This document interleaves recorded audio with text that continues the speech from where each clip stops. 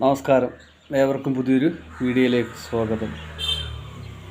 ഓം സജലഗണസാമാഭം ഭീമദംഷ്ട്രം ത്രിനേത്രം ഭുജഗധരമഘോരം രക്തവസ്ത്രാംഗരാഗാം പരശുഢമരുഗഡ്ഗാൻ കേടകം ബാണാചാഭൗ ത്രിശിക നരകപോലെ ബിഭ്രതാം ഭാവയാമി. അഘോരമൂർത്തയേ പാദപത്മം നമാമി.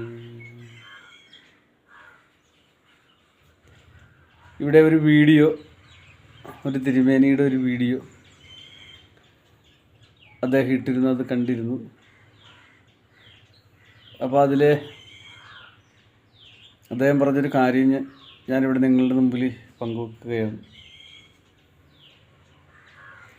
അദ്ദേഹം പറഞ്ഞത് ക്ഷേത്രം ഒരു പരിശുദ്ധവും പരിപാവനവുമായിരിക്കുന്ന സങ്കേതമാണ്. ശരിയാണ്, ക്ഷേത്രം പരിപാവനമായിരിക്കുന്ന പുണ്യസങ്കേതം തന്നെ, യാതൊരുവിധ സംശയവുമില്ല.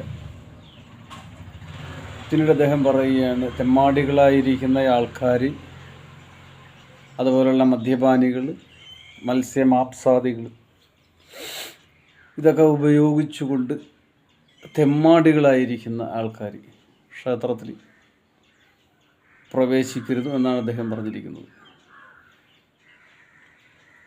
ഇവിടെ ശരിക്കും ഒരു ക്ഷേത്രത്തിൽ ദർശനം നടത്തേണ്ട ആൾക്കാർ ശരിക്കും തെമ്മാടികൾ തന്നെയാണ്. സമൂഹത്തിൽ വളരെ മോശപ്പെട്ട നിലയിൽ നിൽക്കുന്ന ആൾക്കാരാണ് ഒരർത്ഥത്തിൽ ക്ഷേത്ര ദർശനം നടത്തുകയും അതിനകത്ത് പ്രവേശിക്കുകയും ചെയ്യേണ്ടത്. കാരണം വല്ലപ്പോഴും കൂടെ ആയിരിക്കും ഒരു മോശമായ വ്യക്തി ഒരു ക്ഷേത്രത്തിലേക്ക് പ്രവേശിക്കുന്നത്.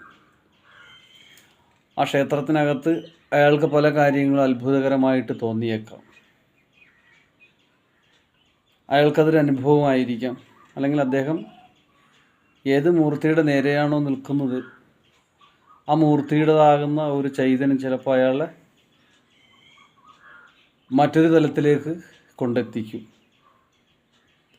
അപ്പം മോശവും തെമ്മാടികളുമായിരിക്കുന്ന ആൾക്കാരാണ് 100% ക്ഷേത്ര ദർശനം നടത്തേണ്ടത്.